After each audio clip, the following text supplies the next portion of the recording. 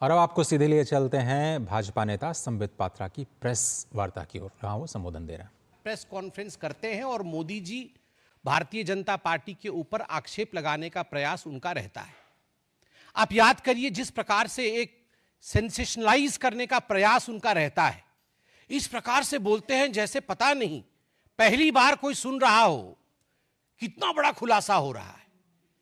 मुझे याद है 2019 से पहले राफेल को लेकर इसी प्रकार राहुल गांधी प्रकट हुए थे कि बहुत बड़ा खुलासा होने वाला है, अब पूरे विश्व में हलचल मच गया है, चौकीदार चोर है, इत्यादि इत्यादि।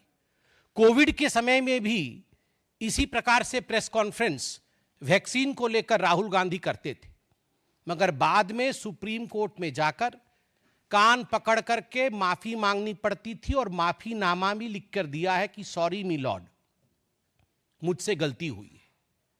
तो ये राहुल जी का एक तरीका है भारतवर्ष के ऊपर हमला करने का और भारत के जो स्ट्रक्चर्स भारत को बचाते हैं उसके ऊपर हमला करने का। आज जो एक मुद्दा सामने आया है, सुबह से मीडिया में हम सब देख रहे हैं, एक कंपनी को लेकर उसके ऊपर कुछ केस है, यूएस में केस चल रहा है, आक्षेप प्रति आक्षेप है। हम लोगों का स्पष्ट मानना है जहां तक कंपनी और कंपनी का केस का विषय है, कंपनी उस पर अपना स्टेटमेंट जारी करेगी, कंपनी उस पर अपना बचाव स्वयं करेगी। Law will take its own course. मगर जिस प्रकार से आज डॉक्यूमेंट्स सामने रखे गए, सुबह से मीडिया में हमने भी डॉक्यूमेंट्स देखे। The public, in fact because the documents are in the public domain, people of this country have also seen the documents. बिजली को लेकर, बिजली के सेल को लेकर, सेल परचेस को लेकर जो एग्रीमेंट है और स्टेट डिस्ट्रीब्यूशन कंपनीज एसडीसीज के साथ जो एग्रीमेंट है, उसको लेकर यह पूरा मुद्दा है। यूएस और भारत, इन दोनों के बीच इलेक्ट्रिसिटी का लेन देन, दो कंपनियां हैं, एक भारत की कंपनी है, एक यूएस की कंपनी है, और भारत के 4 राज्य हैं। ये 4 राज्य कौन कौन से हैं, जिनका नाम यूएस के कोर्ट में भी आता है और भारतवर्ष में तमाम चैनलों ने उन 4 राज्यों के नाम को उजागर किया है। यह पूरा मामला जुलाई 2021 से फरवरी 2022 के बीच का है। जुलाई 2021 से फरवरी 2022 के बीच का है। और उस समय जो 4 राज्य में SDC, state distribution company, electricity distribution company, वो स्टेट की ही प्रॉपर्टी होती है, स्टेट गवर्नमेंट की। छत्तीसगढ़ की सरकार, छत्तीसगढ़ में किसकी सरकार थी? कांग्रेस पार्टी की, भूपेश बघेल जी की सरकार छत्तीसगढ़ में उस समय मौजूद थी। डॉक्यूमेंट्स में भी मौजूद है। उस समय आंध्र प्रदेश में, जहां सबसे ज्यादा लेन देन के विषय में चर्चा हुई, दीज आर ऑल एलिगेशंस, ये जो तथाकथित लेन देन के विषय में बातचीत हुई है, सर्वाधिक आंध्र प्रदेश में हुई है। किसकी सरकार थी आंध्र प्रदेश में? क्या भारतीय जनता पार्टी की सरकार थी? नहीं। क्या हमारी समर्थित सरकार थी? नहीं। किसकी सरकार थी? वाईएसआरसीपी की सरकार थी। उस समय तमिलनाडु में, क्योंकि तमिलनाडु का नाम भी इसमें आता है, उनके स्टेट डिस्ट्रीब्यूशन कंपनी का नाम आता है। किसकी सरकार थी? डीएमके, आपके सहयोगी स्टालिन जी की सरकार थी, डीएमके की सरकार थी। उस समय उड़ीसा में किसकी सरकार थी? बीजेडी की सरकार थी। तो स्वाभाविक रूप से ये 4 राज्य जिसका जिक्र डॉक्यूमेंटेशन में सामने आया है, यूएस में सामने आया है, उन 4 राज्य में ना तो हमारे मुख्यमंत्री थे और ना ही हमारी समर्थित सरकार थी, कांग्रेस और उनके सहायक दलों की सरकार थी। और आज राहुल जी ने अपने प्रेस कॉन्फ्रेंस में कहा है कि उन्हें कोई आपत्ति नहीं यदि किसी भी पूर्व मुख्यमंत्री से या उनके पूर्व नेता से पूछताछ हो, तो ठीक है, भूपेश बघेल जी से पूछताछ हो, हमें भी कोई आपत्ति नहीं है। ये 4 राज्य के जो मुख्य नेता हैं, जिनके अंडर में इलेक्ट्रिसिटी बोर्ड इत्यादि रहा होगा, इनके मुख्यमंत्री हों, उनसे पूछताछ करें, हमें काहे की आपत्ति होगी? आप केस करिए ना, आप केस करिए, बिल्कुल पूछताछ करिए। और आपने एक बोर्ड दिखाया, बिजली का बिल आपका और मुनाफा उनका। तो तमिलनाडु में बिजली का बिल भारतीय जनता पार्टी की सरकार तो नहीं दे रही थी ना, बिजली का बिल तो डीएमके की सरकार दे रही थी। ठीक उसी प्रकार छत्तीसगढ़ में जुलाई 2021 से फरवरी 2022 के बीच में बिजली का बिल मोदी जी की सरकार तो जनरेट नहीं कर रही थी, बिजली का बिल तो भूपेश बघेल जी ही जनरेट कर रहे थे। तो पैसा मोदी जी के जेब में कैसे चला गया? पैसा तो वहीं के मुख्यमंत्री और वहां के एसडीसी के कंपनी के जेब में जाएगा ना। आपके मुताबिक आपने कहा मुनाफा उनका, तो उनका कौन है? उनका तो ये चारों राज्य में, हमारा कोई नहीं है, उनका तो आप ही के हैं। तो इसका जवाब राहुल जी आप दीजिए। राहुल जी ने आज बार बार कहा मोदी जी की क्रेडिबिलिटी खत्म हो गई, मोदी जी आज से क्रेडिबल नहीं रहे, अडानी के पीछे मोदी जी खड़े हैं इसलिए आज से उनकी क्रेडिबिलिटी ग्लोबल स्तर पे खत्म हो गई। राहुल जी कान खोल के सुन लीजिए, ये मोदी जी की क्रेडिबिलिटी को समाप्त करने की चेष्टा और कोशिश कोई आप पहली बार नहीं कर रहे हैं। सन 2002 से मोदी जी की क्रेडिबिलिटी को ध्वस्त करने की चेष्टा आप, आपकी माताश्री और आपकी पार्टी लगातार कर रही है।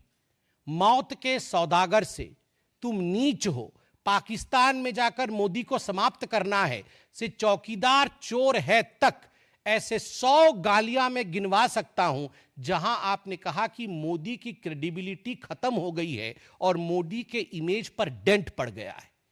मगर राहुल जी, जब आप पीसी कर रहे थे और जब मैं पीसी कर रहा हूं, तो हमारे देश के आदरणीय प्रधानमंत्री नरेंद्र मोदी जी की क्रेडिबिलिटी आज इतनी हाई है कि हमारे देश से कोसों मील दूर, हजारों मील दूर दूसरे देश में आज हाईएस्ट सिविलियन अवार्ड उन्हें दिया जा रहा है। यह है मोदी की क्रेडिबिलिटी।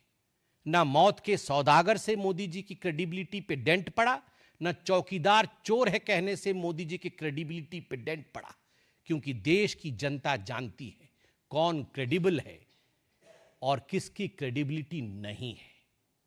देश की जनता सटीक भाव से जानती है। बंधुगण, स्ट्रक्चर की बात हुई है कि बहुत बड़ा स्ट्रक्चर है, हम स्ट्रक्चर दिखाएंगे। अरे राहुल गांधी जी, हमें भी पता है, हमें भी पता है आपके स्ट्रक्चर के विषय में। ये इल्हान ओमर और ये जॉर्ज सोरोस, ये जो आपका स्ट्रक्चर है ना, अंतरराष्ट्रीय स्ट्रक्चर, इस स्ट्रक्चर के विषय में हमें भी पता है। और आपके स्ट्रक्चर का नियत क्या है? आपकी जो अंतरराष्ट्रीय स्ट्रक्चर है वो भारतवर्ष के मार्केट के ऊपर आघात करना चाहती है, निरंतर आघात करती रहती है। ये गांधी परिवार और ये कांग्रेस पार्टी ये सहन नहीं कर सकती है कि आज भारत की अर्थव्यवस्था विश्व में तीसरे नंबर की ओर बढ़ रही है। अभी हम चौथे नंबर पर हैं और विश्व में यथाशीघ्र हम तीसरे नंबर की अर्थव्यवस्था होंगे। यह राहुल गांधी और गांधी परिवार, कांग्रेस पार्टी ये सहन नहीं कर पा रही है, इसलिए ये इंडिया के मार्केट के ऊपर, भारत के मार्केट के ऊपर आक्रमण पे आक्रमण कर रही है। आज सुबह 4 बजे से इनका पूरा स्ट्रक्चर लगा हुआ है। ट्वीट करना, सोशल मीडिया में इन्फ्लुएंस करना, अंतर्राष्ट्रीय मार्केट में एक मैसेज देना और इंडिया के मार्केट को गिराने का प्रयास करना। लगभग 2.5 करोड़ निवेशक, छोटे निवेशक, जिन्होंने अपनी पूंजी, कम धन का निवेश, अपनी पूंजी जिन्होंने शेयर मार्केट में लगाया था, आज उनको भारी नुकसान झेलना पड़ा है। छोटे निवेशकों को, लोअर मिडिल क्लास के लोगों को, 2.5 करोड़ लोगों को, माफ करिएगा, 2.5 करोड़ लोगों को यह झेलना पड़ा है। यह आप निरंतर जो भारत के मार्केट के ऊपर कई प्रकरण रहा है, इससे पहले भी आपने कई प्रकरणों के माध्यम से भारत के मार्केट के ऊपर हमला करने की कोशिश की है, ताकि मार्केट डिप करे, मार्केट गिरे और इंडिया की इकोनॉमी पर अटैक हो। और राहुल जी, आपने आज कहा कि अडानी के पीछे मोदी है, तो हमारा भी सवाल है, यदि अडानी के पीछे मोदी है तो क्या कारण है कि कांग्रेस के सरकार के समय, भूपेश बघेल जी के सरकार के समय छत्तीसगढ़ में 25,000 करोड़ रुपए का निवेश अडानी की कंपनी ने किया? क्यों लिया आपने 25,000 करोड़ रुपए का निवेश जब आपकी सरकार थी छत्तीसगढ़ में? जब राजस्थान में अशोक गहलोत जी की सरकार थी, 65,000 करोड़, 65,000 करोड़ रुपए का निवेश अडानी की कंपनी ने राजस्थान में अशोक गहलोत जी के समय उनके सरकार में किया था। क्या कारण था? कर्नाटक में जब कांग्रेस पार्टी की सरकार थी और अभी भी कांग्रेस पार्टी की सिद्धरमैया की सरकार है, अडानी की कंपनी ने 1 लाख करोड़ रुपए का निवेश करने का वादा किया था। मैं अभी रिसर्च करके आया नहीं हूं कितने का निवेश हुआ है, वह भी हम निकाल लेंगे। छत्तीसगढ़ में और बाकी राज्यों में तो हो गया है, मगर कर्नाटक में 1 लाख करोड़ का निवेश करने का वादा किया था। बंगाल में 35,000 करोड़ रुपए का निवेश है, बंगाल में आपका साठगांठ है। आंध्र प्रदेश में 60,000 करोड़ का निवेश है, तमिलनाडु में 4500 करोड़ का निवेश है। 19 अक्टूबर 2024 को अडानी फाउंडेशन ने रेवंत रेड्डी, जो कि तेलंगाना के मुख्यमंत्री हैं, उन्हें 100 करोड़ रुपए उनके फाउंडेशन को डोनेशन दिया था कौशल विकास, स्किल अपलिफ्टमेंट के लिए। क्यों लिया था डोनेशन? एक करप्ट व्यक्ति से आपने डोनेशन क्यों लिया? आपकी सरकार ने डोनेशन क्यों लिया? निवेश भी नहीं, डोनेशन लिया 100 करोड़ का। 23 जनवरी 2024, 23 जनवरी 2024, रेवंत रेड्डी जी, जो कि तेलंगाना के मुख्यमंत्री हैं, वर्ल्ड इकोनॉमिक फोरम में वो लीड करते हैं और तेलंगाना की कांग्रेस की सरकार 12,400 करोड़ का एमओयू साइन करती है अडानी ग्रुप के कंपनियों के साथ। 12,400 करोड़ रुपए का। राहुल जी, कौन जवाब देगा? क्या आप और रेवंत रेड्डी अलग है? क्या आप और अशोक गहलोत अलग है? क्या आप और भूपेश बघेल अलग है? या इनका जवाब भी आप ही को देना पड़ेगा? मैं आज राहुल जी से पूछना चाहता हूं, और हमने भी 12 वर्ष से मैं प्रवक्ता के पद पे मैं अब देख रहा हूं कि चाहे 2G का केस हो, चाहे CWG का केस हो, कोल स्कैम हो, इन सभी विषयों को लेकर भारतीय जनता पार्टी उस समय कोर्ट में जाती थी। अरुण जेटली जी हमारे बीच में नहीं है, प्रभु उनके आत्मा को शांति दे। देश विदेश के एक कद्दावर नेता और एक बहुत बड़े स्थापित वकील थे।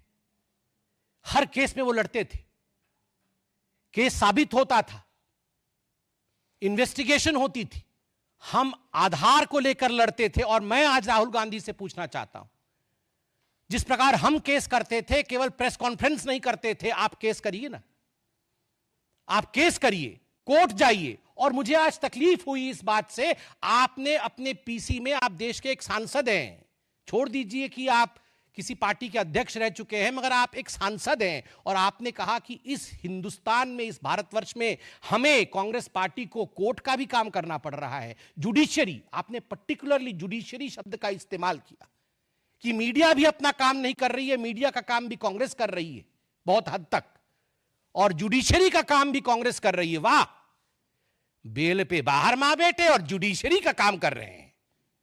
आधे लोग तो बेल पे बाहर हैं और ये जुडिशरी का काम कर रहे हैं। बताइए,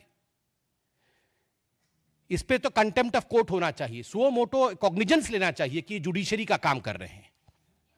और आज तो मुझे बड़ा दुख लगा, हमारे एक पत्रकार बंधु ने 3 सवाल क्या पूछ लिए, उनसे ऐसे झेप गए कि ये बीजेपी का। अरे भैया, पत्रकार हैं, आप भी तो हमसे पूछेंगे। अभी राहुल गांधी ने ऐसा कहा, कभी हम गुस्साते हैं? कभी नहीं भैया, आपका कर्तव्य है, आपका काम है, आप सवाल पूछेंगे। और वहां बोल रहे हैं आप बीजेपी का सवाल पूछ रही है। बीजेपी का सवाल नहीं है, वाजिब सवाल था, उत्तर नहीं है, इसलिए आप झेप गए थे। राहुल जी कह रहे थे इंडिया हाईजैक हो गया है। गलत, टेंस गलत है, पास्ट टेंस में होना चाहिए था, फ्यूचर टेंस और प्रेजेंट टेंस में नहीं। इंडिया हाईजैक हो गया था। गांधी परिवार, ये नकली गांधी परिवार उसके हाईजैकर थे। कमांडो ने मुक्त कराया है हाईजैकिंग से।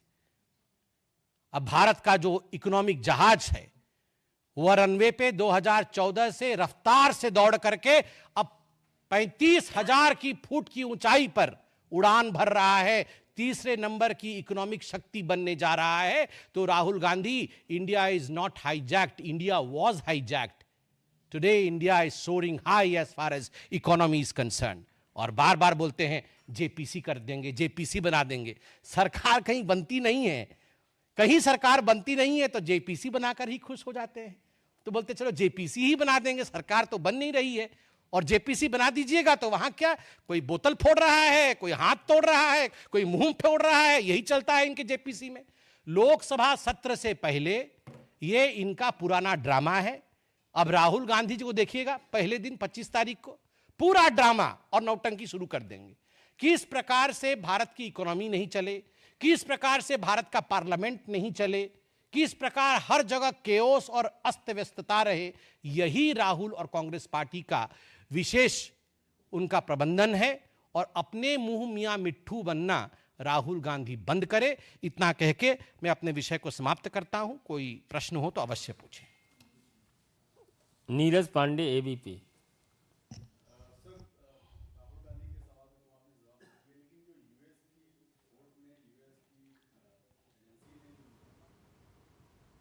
आप देख रहे थे ये प्रेस वार्ता सीधे बीजेपी हेडक्वार्टर से। संबित पात्रा ने स्पष्ट तौर पर कहा कि राहुल गांधी को भी उन तमाम सवालों का जवाब देना चाहिए जब वो सवाल उठाते हैं बीजेपी पर और साथ ही प्रधानमंत्री पर, प्रधानमंत्री की साख पर। अदानी के साथ उनका नाम जोड़ करके जो उन्होंने सवाल उठाए हैं उस पर सीधे उन्होंने उत्तर देते हुए उन्होंने कहा